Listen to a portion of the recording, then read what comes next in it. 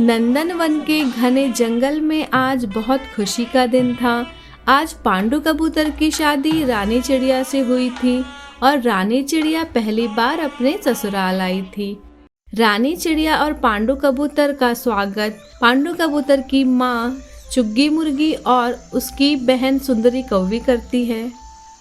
आज तो हमारे भाग खुल गए, इतनी सुंदर बहू हमारे घर आई है। सुंदरी कौवी का पूरा ध्यान रानी चिड़िया के गहनों पर ही था। मेरी भाभी इन गहनों में कितनी सुंदर लग रही है। एक दिन सुंदरी कौवी मौका पाकर रानी चिड़िया के सारे गहने और जेवर चुरा लेती है। उस रात सुनो जी, आज मैं घर का कचरा फेंकने कुछ दूर चली गई थी। जब वापस आकर देखा तो मेरे सारे गहने हमारे घोंसले से गायब थे। चलो सबसे पूछते हैं। रानी चिड़िया और पांडु कबूतर चुग्गी मुर्गी और सुंदरी कौवी के पास जाते हैं। रानी चिड़िया उन्हें सारी बात बताती है। हमारा खानदान बहुत साफ सुथरा है, पर लगता है भाभी हमारे ऊपर चोरी का इल्जाम लगा रही है। बहू रानी, तुम कहना क्या चाहती हो? तुम्हारे जेवर क्या हम लोगों ने चुराए हैं? मेरा मतलब यह नहीं है सासू माँ, मैं तो बस यह बताना चाहती हूँ कि जब मैं बाहर से आई तो मेरे गहने गायब थे। तुम्हारी यह हिम्मत कि तुम मेरे घर वालों पर चोरी का इल्जाम लगाओ? पांडु कबूतर और चुग्गी मुर्गी रानी चिड़िया को घर से बाहर निकाल देते हैं। रानी चिड़िया दर दर भटकती रहती है और कुछ दिनों बाद अपना जीवन चलाने के लिए मीरा मोर के घोंसले में साफ सफाई का काम करने लगती है। कुछ दिनों बाद मीरा मोर की बीवी पिंकी चिड़िया के गले में उसे सोने का हार दिखाई देता है। रानी चिड़िया पहचान जाती है कि यह तो उसी का हार है। छोटा मुंह बड़ी बात मालकिन, लेकिन ये जो हार आपने पहना है वो कहाँ से खरीदा है?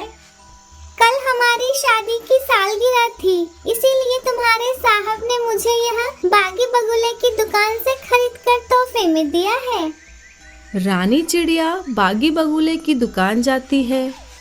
रानी चिड़िया यह देखती है कि सुंदरी कौवी कुछ गहने उसे बेच रही है। कुछ देर बाद रानी चिड़िया बागी बगुले के पास जाती है। आइए आइए बहन जी, आपको क्या खरीदना है? यह कौवी आपको गहने कब से बेच रही है? यह मुझे गहने पिछले 4 दिनों से थोड़े थोड़े करके बेच रही है।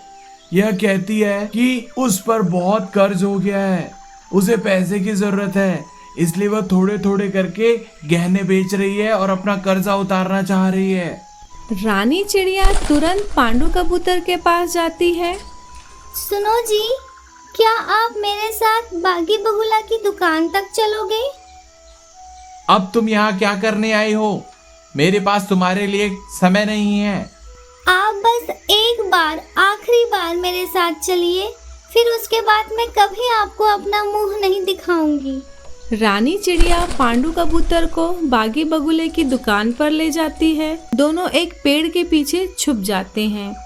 वहाँ दोनों सुंदरी कौवी को गहने बेचते हुए देखते हैं। पांडु कबूतर वहाँ आ जाता है।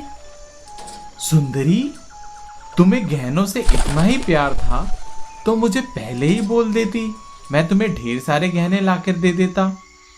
तुमने तो मेरा परिवार ही बसने से पहले उजाड़ दिया है। रुको, मैं अभी पुलिस को बुलाता हूँ और तुम्हें जेल पहुँचाता हूँ। भैया मुझे माफ कर दीजिए, मैं लालच में आ गई थी। आज के बाद मैं कभी ऐसी गलती नहीं करूँगी। पांडु कबूतर रानी चिड़िया को वापस अपने घोंसले बुला लेता है और रानी चिड़िया अपने परिवार के साथ खुशी खुशी रहने लगती है।